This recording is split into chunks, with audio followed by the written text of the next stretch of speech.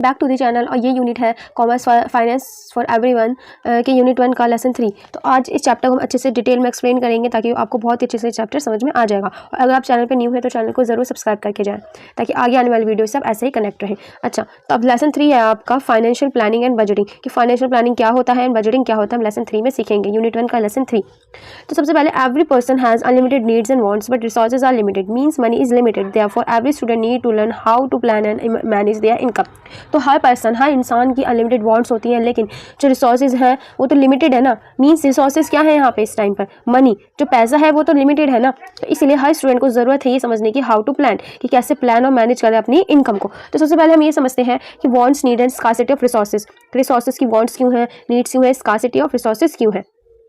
तो इसमें economic view of needs and wants, इसमें स्कार्सिटी ऑफ रिसोर्सेज की, यहाँ पे स्कार्सिटी बहुत ज़्यादा कमी है रिसोर्सेज की। डेफिनेशन ऑफ फाइनेंशियल रिसोर्सेज की, फाइनेंशियल रिसोर्सेज की डेफिनेशन क्या होती है। Financial planning is defined as the act of evaluating the necessary capital. Definition of financial resources. Financial planning is defined as the act of evaluating the necessary capital of figuring out its competition. It is the process of establishing a company financial strategy with regard to raising investment and managing capital. Raising capital, investing capital and managing capital. अच्छा, ये तो definition थी आपकी financial resources की। अब पढ़ते हैं financial planning goals की। फाइनेंशियल प्लानिंग गोल्स आखिर होते क्या हैं। इसमें सबसे पहले आता है calculating the necessary goals and capital. सबसे पहले कैलकुलेट करना, ये समझना कि हमारे नेसेसरी गोल्स और कैपिटल क्या है। वर्किंग कैपिटल क्या है, आपके डेली एक्सपेंसेस क्या है, फिक्स्ड इन्वेस्टमेंट क्या है, एडवर्टाइजिंग कॉस्ट क्या है और लॉन्ग टर्म फ्यूचर प्लानिंग क्या है। अच्छा, सेकंड है आपका डिटरमाइनिंग कैपिटल स्ट्रक्चर। जो भी आपका कैपिटल स्ट्रक्चर है उसको डिटरमाइन करना, उसको समझना। इसमें सबसे पहले आता है आपका इक्विटी समझना, डेप्थ समझना, रेशियो ऑफ शॉर्ट टर्म और लॉन्ग टर्म लोन्स, जो शॉर्ट टर्म और लॉन्ग टर्म लोन्स उनके रेशियो को समझना। अगला आता है आपका डेवलपिंग फाइनेंशियल पॉलिसीज, जो भी फाइनेंशियल पॉलिसीज है सबको डेवलप करना, जिसमें बोरिंग पॉलिसी हो गया, लैंडिंग पॉलिसी हो गया, कैश मैनेजमेंट पॉलिसी आ गई। और फोर्थ है आपका efficient use of financial resources. जो भी फाइनेंशियल रिसोर्सेज आपके पास उसका एफिशिएंट यूज़ करना, यानी मिनिमम कॉस्ट में मैक्सिमम रिटर्न मिलना। ठीक है, अब अगला है आपका यहाँ पे importance and needs of financial planning की। फाइनेंशियल प्लानिंग की इंपॉर्टेंस क्या है, महत्वपूर्णता क्या है और इसकी नीड, इसकी ज़रूरत क्यों है। सबसे पहले rising required funds and finance, जितनी ज़रूरत है उतने अपना फंड, अपना फाइनेंस बनाए। Balance between inflow and outflow, जो भी आपका इनफ्लो आपका आउटफ्लो है उसमें क्या रखे, बैलेंस रखे। बिल्ड इन्वेस्टर कॉन्फिडेंस, जो भी इन्वेस्टर्स उनके कॉन्फिडेंस को आप बढ़ाएं, उसको बिल्ड करें, बिल्डअप करें, तभी तो वो आगे इन्वेस्ट करेंगे। Help in growth and expansion, जो भी ग्रोथ है और एक्सपेंशन है उसमें क्या करें, उनकी हेल्प करें। Help to face market risk, उनकी मदद करें कि वो मार्केट रिस्क को फेस कर सकें। अब अगला आता है आपका इंडिविजुअल फाइनेंशियल प्लानिंग की। इंडिविजुअल फाइनेंशियल प्लानिंग कैसे कर सकते हैं। स्टेप्स है, एसेस इनकम, जो भी इनकम है उसको लें, उसको एसेस करें। आइडेंटिफाई एक्सपेंसेस, अपने जितने भी एक्सपेंसेस, जो भी खर्च उसको आइडेंटिफाई करें।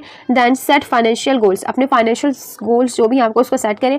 प्रिपेयर पर्सनल बजट, खुद से अपना पर्सनल बजट बनाएं। एंड सेविंग एंड इन्वेस्टमेंट, अपने सेविंग और इन्वेस्टमेंट को स्टार्ट कर दें।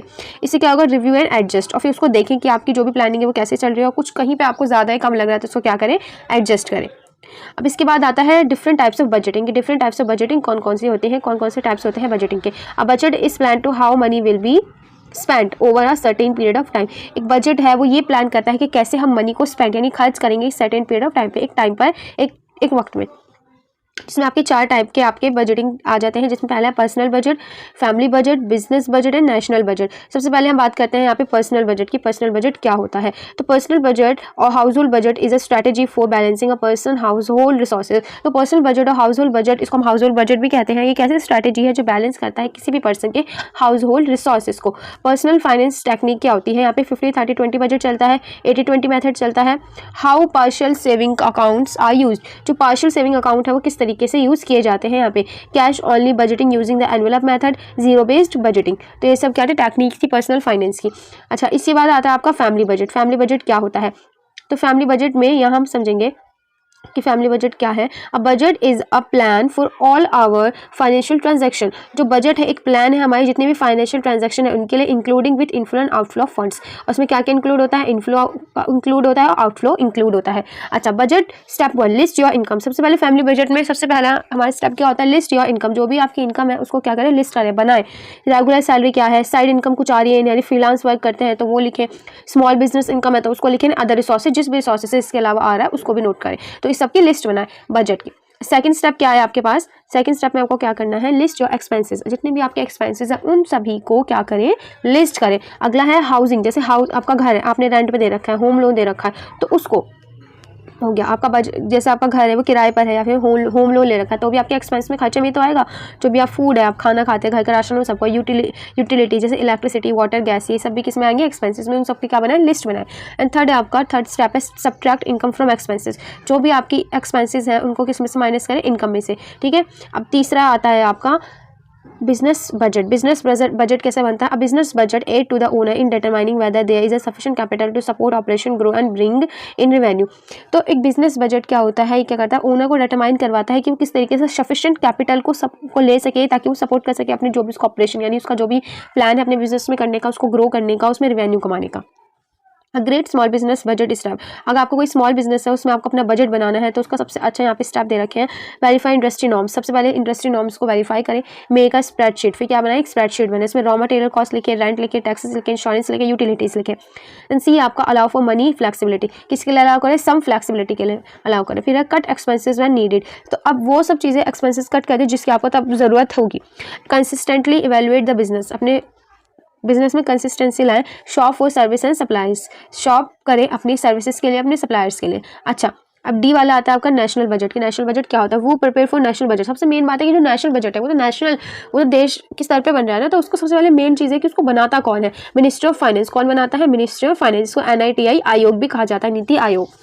देन फिर आता है department of economic affairs, DEA, क्या आता है, department of economic affairs. Then फिर आता है लोकसभा एंड राज्यसभा, कौन सी सब, लोकसभा और राज्यसभा, उसमें सब चीज़ें जाती हैं, ये सारा बिल जाता है जो भी बजट होता है। अच्छा, process of making national budget, की नेशनल बजट बनाने का क्या प्रोसेस होता है, हम उसको समझेंगे यहाँ पे। तो यहाँ पे इसका बजट बनाने का जो प्रोसेस है वो क्या है, सबसे पहले आता है यहाँ पे circular sent all the ministries. जो भी सर्कुलर होता है बजट बनाने का वो सारी मिनिस्ट्रीज तक जाता है, सभी मिनिस्ट्रीज में जाता है, स्टेट पे जाता है, यूनियन टेरिटरी पे जाता है, एंटोनोमस बॉडीज़ में जाता है। देन कंसल्टेशन ऑन प्लान्स, जो भी आपका कंसल्टेशन लिया जाता है प्लान्स पे, जो भी बनाएगा डिपार्टमेंट ऑफ एक्सपेंडिचर से एंड कंसर्ट मिनिस्ट्रीज से। देन सी वाला डिस्ट्रीब्यूशन ऑफ इनकम, फिर इनकम को डिस्ट्रीब्यूट किया जाता है। प्री बजट कॉन्फ्रेंस, फिर दोबारा से उस बजट को एक और बार उसको फाइनलाइज करने के लिए कॉन्फ्रेंस की जाती है। Printing of budget and document finalisation, फिर उस बजट को प्रिंट किया जाता है और डॉक्यूमेंट को फाइनलाइज किया जाता है। देन लास्ट आपका प्रेजेंटेशन ऑफ द बजट, फिर क्या होता है, लोकसभा में जो भी आपका पार्लियामेंट में आपका बजट जो है वो प्रेजेंट किया जाता है। अगला आता है आपका प्लानिंग एंड बजटिंग प्रोसेस। की प्लानिंग और बजटिंग प्रोसेस क्या होती है, it is analytical tool to that help in organisation. एक एनालिटिकल टूल है जो हेल्प करती है ऑर्गेनाइजेशन को बॉटम अप बजट के लिए, टॉप डाउन गोल्स के लिए। इट इज़ यूजफुल, उसका इस्तेमाल किया जाता है सेट प्लानिंग ऑब्जेक्टिव के लिए। Access and examine recent and historical data, इससे क्या, इसको एक्सेस करके पढ़ के अच्छे से समझ के क्या किया जाता है, रिसेंट एंड हिस्टोरिकल डाटा को समझा जाता है। Budget deficit and budget surplus, की बजट डेफिसिट क्या होता है, बजट सरप्लस क्या होता है। तो बजट डेफिसिट का मतलब ये है कि जब इनकम एक्सपेंसेस से ज़्यादा, जब इनकम एक्सपेंसेस से कम हो जाए, यानी इनकम कम है एक्सपेंसेस आपके ज़्यादा है, तो बजट क्या हो जाता है, डेफिसिट, यानी आपका माइनस की तरफ चला जाता है। अच्छा, बजट सरप्लस क्या होता है, जब when income is greater than expenses, जब इनकम ज़्यादा हो, एक्सपेंसेस यानी कम, खर्चे आपके कम हो। और बैलेंस बजट क्या होता है, जब इनकम और एक्सपेंसेस दोनों ही आपके इक्वल हो, दोनों एक दूसरे के इक्वल हो। अच्छा, बजट डेफिसिट के क्या इफेक्ट होते हैं, इसका इफेक्ट पड़ता है गवर्नमेंट पर, बिजनेसेस पर, इंडिविजुअल्स पर, और इन्फ्लेशन रिस्क, यहाँ से महंगाई बढ़ने के रिस्क ज़्यादा हो जाते हैं। अब यहाँ पे 3 टाइप्स ऑफ बजट डेफिसिट है, कि 3 तरीके के बजट डेफिसिट होते हैं, जिसमें आता है फिस्कल डेफिसिट, दूसरा है आपका रेवेन्यू डेफिसिट, एंड तीसरा है आपका प्राइमरी डेफिसिट। एक एक करके हम तीनों के बारे में पढ़ेंगे। सबसे पहले हम पढ़ते हैं फिस्कल डेफिसिट के बारे में, कि फिस्कल डेफिसिट क्या होता है। It is difference between total expenditure and total receipt of the government. जितना भी आपका टोटल एक्सपेंडिचर है और जितना भी आपका टोटल रिसिप्ट ऑफ गवर्नमेंट है, उसके बीच का जो भी डिफरेंस होता है उसका फिस्कल डेफिसिट कहा जाता है। कंसिक्वेंस ऑफ फिस्कल डेफिसिट, डेब्ट ट्रैप होता है, इन्फ्लेशन बढ़ता है, फॉरेन डिपेंडेंस मिलता है, bad impact on future growth, क्या होता है, बैड इंपैक्ट पड़ता है फ्यूचर ग्रोथ पर। तो ये था आपका फिस्कल डेफिसिट। अगला है आपका resources of fiscal deficit, financial deficit. Financial deficit के कौन कौन से रिसोर्सेज होते हैं, बोरिंग, जिसमें इंटरनल और एक्सटर्नल होता है, डेफिसिट फाइनेंसिंग यानी प्रिंटिंग न्यू मनी, जिसमें हम क्या करते हैं, जिसमें क्या होता है, नए पैसों को प्रिंट किया जाता है, न्यू नोट्स को प्रिंट किया जाता है। अब है रिवेन्यू डेफिसिट, की रिवेन्यू डेफिसिट क्या होता है, when revenue expenditure is greater than revenue receipt, जब रिवेन्यू एक्सपेंडिचर ज़्यादा हो रिवेन्यू रिसिप्ट से। कंसिक्वेंस, इसके क्या कंसिक्वेंस होते हैं, रूटीन एक्सपेंसेस हो जाते हैं, use of other sector saving, दूसरे सेक्टर की सेविंग का इस्तेमाल करना पड़ता है, capital receipt, borrowing and disinvestment होती है, इससे लायबिलिटी इंक्रीज होती है एंड ऐसे डिक्रीज होते हैं, फ्यूचर बर्डन पड़ता है और डेंजर सिग्नल इसके हो सकते हैं। Suitable measure to reduce revenue deficit, तो यहाँ पे कौन कौन से मेजर्स हैं जिससे हम रिवेन्यू डेफिसिट को कम कर सकते हैं। इसमें पहला है increase tax and non tax revenue. सबसे पहले हम इंक्रीज कर दें अपने tax and non tax revenue को। Deduct wasteful and unnecessary spending, जितनी भी आपकी वेस्टफुल और अननेसेसरी स्पेंडिंग है उसको खत्म कर दें, उसको डिडक्ट कर दें। इंक्रीज टैक्स रेट, इससे क्या होगा, टैक्स रेट इंक्रीज होगा। देन न्यू टैक्सेस जैसे इंपोर्ट, कस्टम, हाईवे, इन सब पे नए नए टैक्स लगाना। सेलिंग गवर्नमेंट होल्डिंग, गवर्नमेंट के होल्डिंग्स को क्या करना है, सेल कर देना। अच्छा, अब आता है प्राइमरी डेफिसिट की। प्राइमरी डेफिसिट क्या होता है, तो प्राइमरी डेफिसिट क्या है, difference between fiscal deficit and interest payment के बीच का जो भी डिफरेंस होगा वो क्या होगा, प्राइमरी डेफिसिट। इसके कंसिक्वेंस क्या होते हैं, इससे एक्चुअल एक्सपेंस बढ़ता है, इंटरेस्ट बर्डन आता है और लो और जीरो प्राइमरी डेफिसिट हो जाता है। ये था हमारा प्राइमरी डेफिसिट। अब आगे पढ़ते हैं sources for meeting the deficit. कौन कौन से सोर्सेज जिसमें हमें डेफिसिट मिल सकता है।